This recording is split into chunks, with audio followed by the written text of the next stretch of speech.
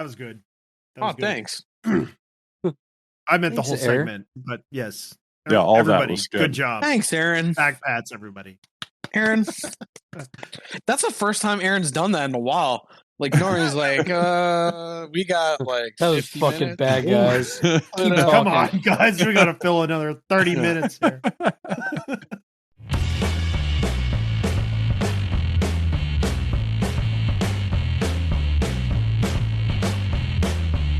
What's up, everybody? It's episode 55 of Beers in the Live. Got a great episode for you this week. We got into talking about the Hurricanes and their offer sheet on Kotkaniemi up in Montreal. We talked about the Women's World Championships and USA versus Canada. And we talked a little bit about the different feel between league games and tournament games, specifically Johnston. So here we go.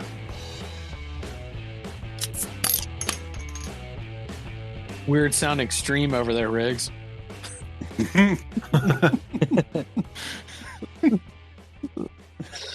What are you drinking there, bud?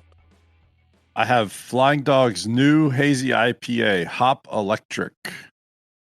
Oh, nice. Friend of the pod, Brandon McGee, just dropped it off today. So I decided I'll open that one. Nice. What about you, John, in your nondescript hotel room? Yeah. Reporting to you live from a Eastern Seaboard location.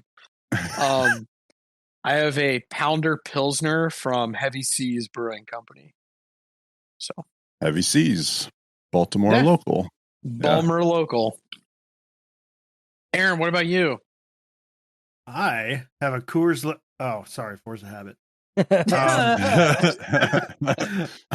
I have a 1923 Kolsch Ale from Millstream Brewing Company.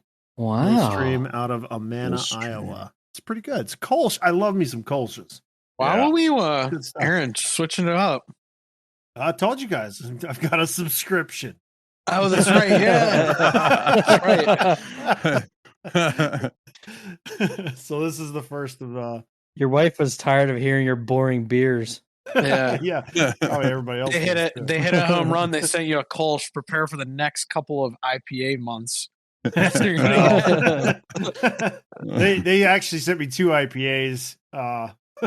One of them I don't think I'm gonna like at all. It's called Hop Accelerator, and the label says that it has like 5 different kinds of hops. I'm gonna hate it, but I'm gonna drink it. Well, if you get the IPAs, I'll trade you. I'll trade you some. So yeah, I may take you up on that. Yeah. What do you got, Daniel? What are you drinking? I have Aaron's Coors Light tonight. Nice. Yeah, take it easy. Take it easy tonight. So, Carolina did some things. Oh my God. Stop it, Aaron. all right. I'll let Eric go in, and then I'll carve him. Just go ahead, Eric. Like, say your 2 cents on it, because I have my own opinion on it too. Way back when Wayne Gretzky was talking about the New Jersey Devils, and he referred to them as a certain animated mouse organization. Still under copyright until 2024, apparently. And I can't help but think about the current things that the Carolina Hurricanes are doing in that context. What say you, John? So I'll subtract the fact they have to supply if for Mark Bergevin, and actually he kind of endeared himself to like the 4 of us during the playoffs, like with the suits and the hair and everything. Like we were like, man, Mark Bergevin looks like he was playing chess the whole time and everybody else is playing checkers. But big if they don't match it, Carolina has to give a first and a third in next year's draft, which they have a first, second, and third in the next 3 drafts. So whatever, if you want to burn draft capital, go for it. if you want to pay a guy who hasn't scored more than 11 goals in all of his NHL seasons, $6 million, sure, whatever. They only tried to offer Dougie Hamilton 6.2, and they let their starting goaltender and Vezina caliber rookie goaltender go for $500,000 essentially. That was the budging room. So you're going to pay this other guy $6 million, who was also a healthy scratch during the Stanley Cup final. Oh, because they were trying to win. Say his name. Oh, Jesperi Kotkaniemi. Okay. I wanted you to say it because I was going to mess it up. Say his name. Yeah, names I'm good on the I'm actually better on like the Scandinavian names, the Russians. It's just a butcher fest for me. I can't say anything. Like, I'm so glad the Caps have had Alexander Simon forever because I could say that name and Ovechkin like I was good. But like when Burakovsky came to town, I'm like, yeah, whatever. He's a Swede, by the way. He's not Russian. Oh, that's right. Yeah. Well, that's like Barkov. Barkov is actually a Finn. It's like, yeah it's weird. But anyway, yeah, I just don't. It is the most. And if anyone, like I said, if any Carolina fan is sitting out there like legitimately going, we trolled him so bad, this is great. I'm like, you guys are idiots. Because Aho is worth the offer sheet that the Habs sent him. And I said it on Discord, on our Discord thread. Aho's agent probably told Montreal, like, hey, we're probably not going to get the money I want. You should just offer sheet him. And the Habs were smart. They sent the offer sheet. The Hurricanes ended up matching it. But, like, those guys are they're penny pinching troll jobs. Like, they don't even get, like, the other thing, too, and I don't think they realize this, if they pay him $6 million, what happens with someone scores, like, 17 goals next year? You're going to have to pay him $9 million? Like, that's like they're screwing themselves. Kotkaniemi hasn't scored more than 11 goals in an NHL season. Or I think 12. His rookie year. Yeah, his rookie year. And he was scratched during the playoff run, including the Cup final. Yeah, anybody who's trying to say that he is a $6 million top whatever center, you're out of your mind. I mean, he's got no peers at $6 million with his level of production. And the only person that they screwed was him. Yeah. Now he has no leverage with Montreal. I don't think he had much to begin with, but... And they're not going to pay that. No, I think they're going to take the picks. Yeah. Which means that Carolina's going to pay it. Yeah. And then the kid's going to have a hard time. He's got to have a $6 million year this year to get another deal. And like, granted, it's 1 year, yes. But if you think his next year is worth $6 million... No. Yeah, no. That's a big... that's a lot of... Those are big shoes to fill. And that means he's going to take a pay cut next deal he gets. Like, there's no way he gets another $6 million unless he somehow lives up to that this year. So there's just no way. So think about it, too. Philip Deneau on the free agent market, who is a spectacular defensive center. What's not... Like, he was great in Montreal for years. I think a lot of people, because of the Cup run and everything, he kind of showed his worth. LA gave him 5.5. Now, I think that's a little high for a defensive forward who's not putting in, let's say, 15 to 20 goals a year. Now, I understand that's what LA needed. They needed to shield some of the younger kids in between Kopitar. I get that. So, like, to LA, he is worth 5.5. And I do think Philip Deneau is a very good NHL player. 5.5, I'm not saying it's like, a great contract. I'm not saying it's a bad contract, but that's what he's worth.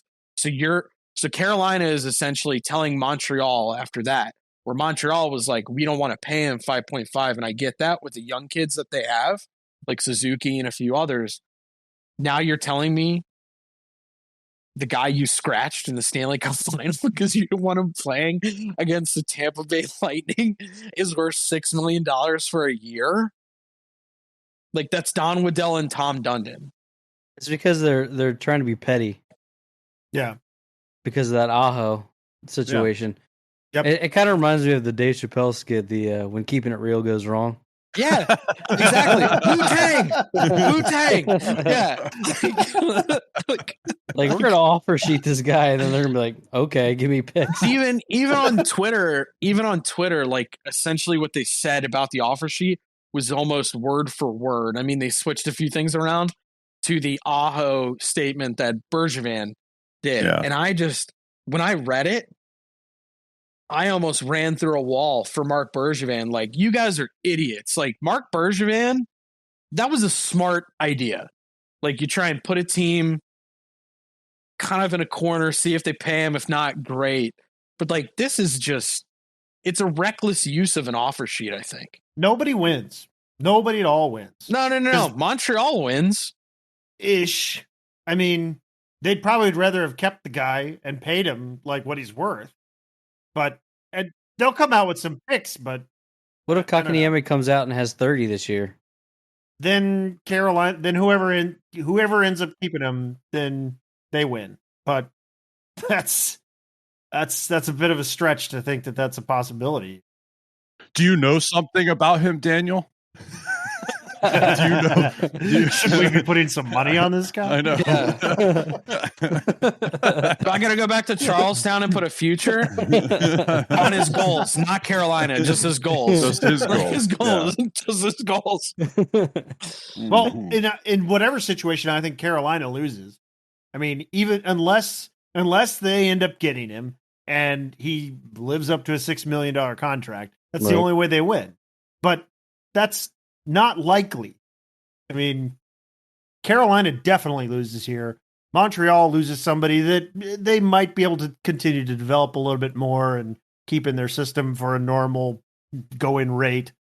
But now they have to change. Now they have to turn picks into somebody like that again, or somebody better, whatever. I mean, a first round, that's good, obviously, but I don't know. You've got somebody that you know is really close. Somebody who's really close to being a good player.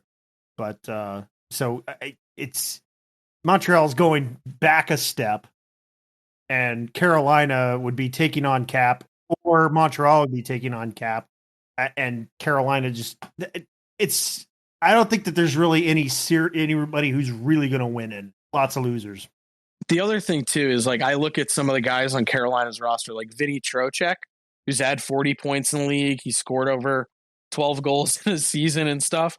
Like, he makes 4.75 a year now, and he's a UFA after this season. I don't see how he doesn't walk into their offices and go like, $6 million. I want 7. Yeah. I want 7 or 6.5. Yeah. And go, if you don't pay me, I'll go somewhere else. Because now, unfortunately, whether the Carolina Hurricanes think it or not, they're kind of screwing themselves, because I'm sure there's guys in the locker room that are like, well, you didn't give Dougie more than 6. And he was like part of this team.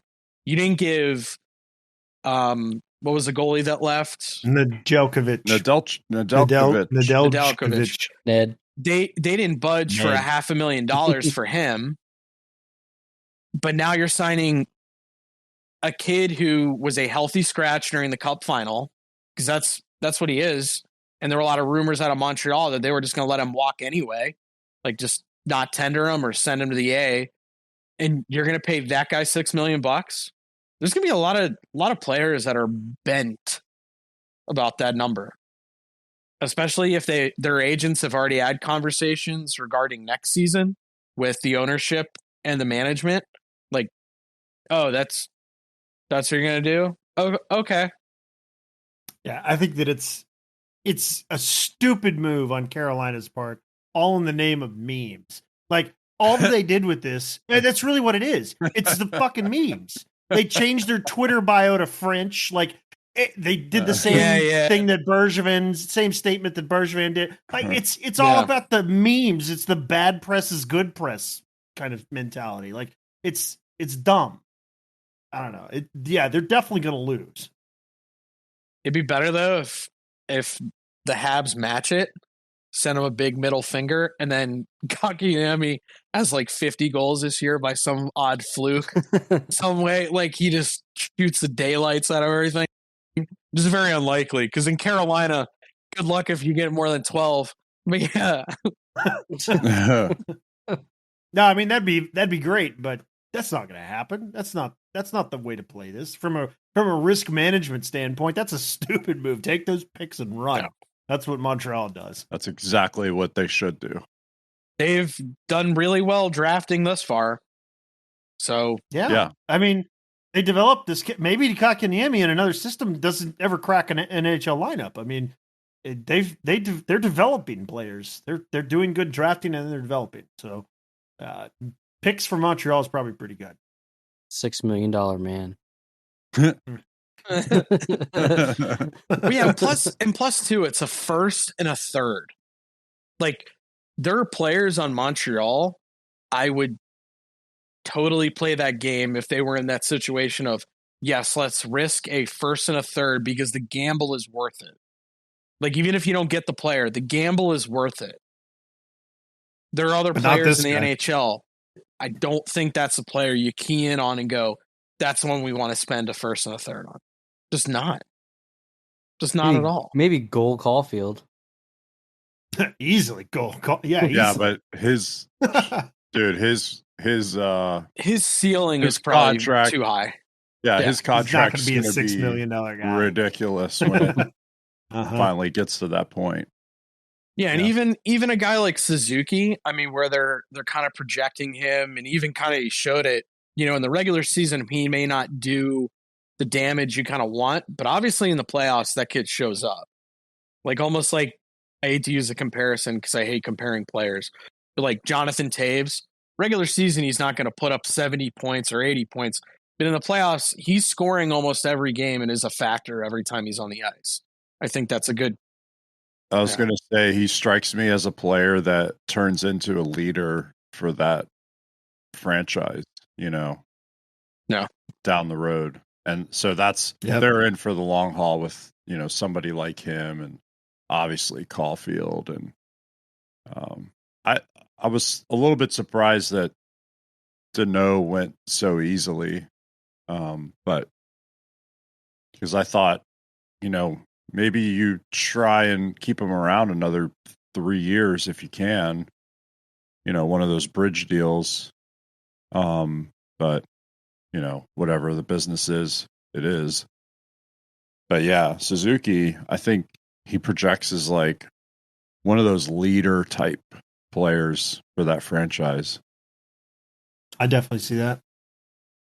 Well, in two, looking at Montreal very quickly, he would be, if Kotkaniemi got that contract, he would be the second highest paid forward behind Brendan Gallagher. And gosh, where does that put him in the Canes organization? How much would he be like one of the top 2 or 3? He makes more.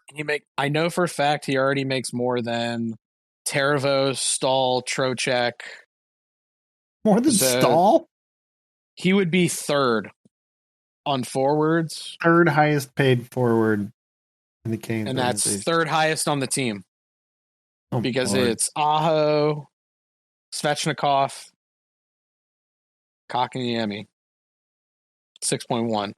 And then Stahl makes 6 even. And then Tarasenko makes 5.4. Nino 5.25, Vinny Trocheck 4.7. And yeah, that's essentially your top 6 right there. Yeah, it's going to be interesting to see in like, I don't know, 5-10 years or so, what these draft picks, what they turn into, and see if they panned out into a better career or better overall for Montreal than Kotkaniemi does for whoever he plays for. I have a feeling it's probably going to be a little bit better. Remind me in 10 years. I have a feeling. Yeah, remind me in 10 years. If it takes that long. Yeah. If that long. Yeah. It may be fast. because they could, they could turn those picks around in a trade package for somebody they feel like they need. You never know. Montreal could possibly send that first and third to Buffalo for Mr. Jack Eichel. Yeah. Wait, what? Who actually just changed agents. What? Which is very intriguing because I read that like a hawk on Sunday when it was announced that he went with Pat Brisson, who kind of like Alan Walsh. I think Pat Brisson's a hair above Alan Walsh because he doesn't mess around on Twitter. But He's not an Pat artist. Brisson's, he's the guy that gets shit done around the NHL. Yeah, he's not an artiste. I mean, if he wanted to be, it'd be real easy. I mean, it's the Buffalo Sabres. True. Yeah. Literally a sword. Yeah. Ouch. Alan Walsh is probably like just asking clients like, hey, you guys want to go to Buffalo? Just curious. Anybody? No. Okay. Really good. Sure. Really good at drawing swords. Yeah, really. It's my thing. It's my thing. Because Bob Ross would always do landscapes. He's like, I'm really good at drawing swords. Any type of sword you want. Like happy little sword. Happy little sword here. Just make a little happy little sword, and then you gotta shake your brush out like the devil. Just beat the devil out of it. Just beat the devil out of it. Just beat the devil out of it. All right, what other hockey shit's going on? Nothing. Women's Worlds. We're going to the championship. Yeah, We're going to the gold medal game, baby. Medal. That's why I wore this hat, USA hockey hat. Do or die. Game. USA's do or die. I don't know if Canada won or not. Probably did, but yeah. Fuck those fucking maple suckers. I get so bad at Canada World Championship time. I don't even care. Yeah, they won 4-0.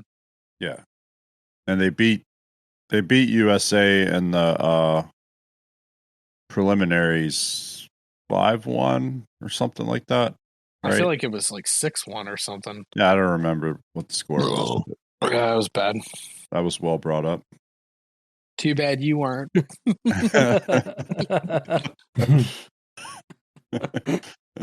right, Aaron, Danny, say something about Team USA.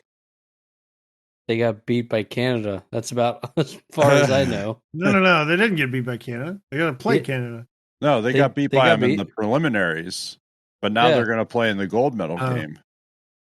Is that tomorrow? Oh, we did lose in Canada. Yeah, in the preliminaries. Yeah.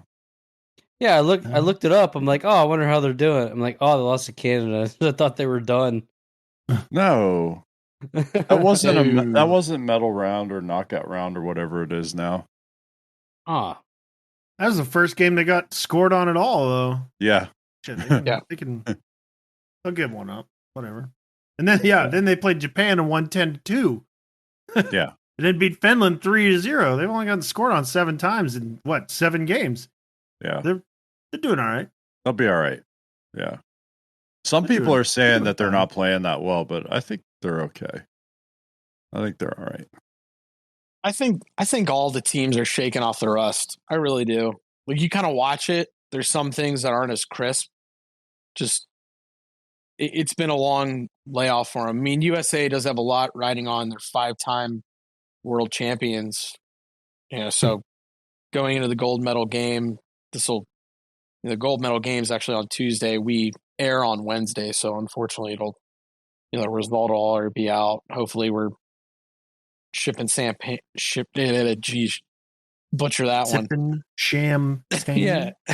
Champagne campaign. Yeah. Champagne. Yeah. The arsonist had oddly shaped feet. Yeah, I'm trying to get my mouth right now. Hopefully USA does the same thing that we've done the last 5 straight times. We beat the opponent in the gold medal game. It's not a problem. So the opponent. Those maple suckers in Canada. I'll say it.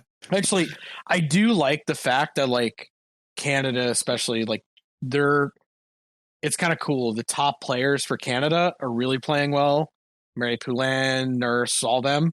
And USA we got Alex Carpenter scoring today, Hillary Knight, Coyne. They're all clicking on all cylinders now. So it should be best on best going into the gold medal game. I hope. Yeah. I hope so. So the superstars are out. Be good. Yeah. And Hillary Knight, a week later, she is officially the all-time leading scorer for USA women's hockey in the World Championship. She passed Cammie. Yeah.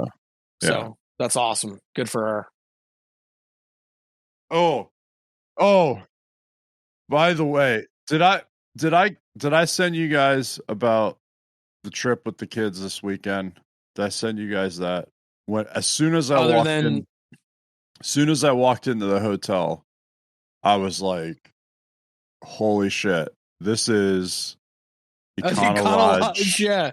But it's just big. It's like 3 times as big as the Econo Lodge in downtown Johnstown. Like, it was the same setup. Mega Econo Lodge. You know how the Econo Lodge in Johnstown has a breakfast? I'm using air quotes. Yeah. Right, it was the same like deal. Fruit Loops. It was the same deal. It was funny. Like, I forget who I was having the conversation with. Like, I remember it was like about OFBG, but we compared it to like the Johnstown weekends and other tournaments we do as like adults. So we're like, we go like in OFBG, we kind of just don't fucking care. We're just like, what the fuck? We're down by 3 goals. Doesn't matter. But we're like, he's like, it's tough because like we kind of technically don't care, but we put in effort to care. He goes like, we go down by a goal or 2. No one on the bench is like, you're a fucking piece of shit, or like because no one blames each other. We just go and attempt to get the next goal. Right. He goes and like he's like, we've had the same mentality when we smoke a team, which we've been on that end more times or not. Though we get fucking shellacked. It is what it is. But he goes like the attitude's the same. Like we don't care. And it's he goes, we're all positive and we all pump each other up. But he goes, then we come back on Sunday night and we're just like, you're such a fucking pussy. I hope you fucking die. Like, you're like, I can't remember. But he was kind of like the way we are in Johnstown is like how we more care about hockey. Like, we treat Sunday night like it's a gentleman's club. Like, we just don't care. Like, we're just there. Like, that's what he said. Like, he's like, we skate, we get a sweat, but like, we don't care about the end result. It's the routine, right? Yeah. It's the routine. And like the Johnstown trip or any trip like that is not the routine. And so you're looking forward to it and you go away and all you're doing is that. And I think that environment can only breed positivity. And so that's the attitude for everybody that's on that team, right? For the whole time, no matter what's happening, you know, whether we're up or down or what happened last game or what's going to come up or whatever. Like, it's just, I don't know. It's a way different environment than the normal weekly game routine, which, you know, has a much different environment and feel about it. Like you're saying, John. Yeah. And so, that's where you get some of the like more, I don't know, hardcore chirping and I'd even say that like Sunday nights with OFBG, the atmosphere on the ice between the benches, even it's the same as it is in the parking lot. Like it's exactly the same. But in Johnstown, we have a beer, like a parking lot OFBG kind of attitude right up until we're going down the walkway to get on the ice.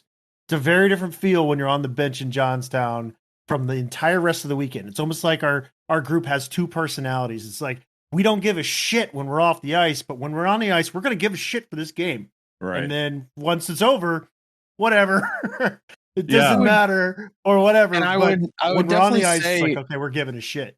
I would definitely say it's not always the end result where it's like win, loss, etc. But it's like, we want to put a decent effort in. Now, granted, some members show up so banged up they don't know where the hell they are. Who's that? Who does that? Some of us only go to one entrance because it's like a 20-foot drop for them when they get on the ice. But yeah, like we all take that pretty seriously because it's fun. Like we're skating in a Yeah. Historic building. And maybe it's because we're like, it's our team, right? So we have that pack mentality where, you know, we're all hanging out together and we're in our team environment and we're going to play together as the team. And then we hang out together as the team and everything. Maybe that has something to do with it and do with it. And it's a lot like, you know, the kids, right? Like we started with, where, you know, they go away together and they kind of form those bonds and all that kind of stuff. So yeah, I like that explanation, Aaron. I like that there's definitely a switch. There is. Like it feels different. Yeah. It absolutely feels different on the bench in Johnstown. They're way different than the normal weekly, you know, whatever here at home. Yep. And I'd even say that we turn the OFBG, you know, parking lot kind of mentality, we turn that up to 12 in Johnstown.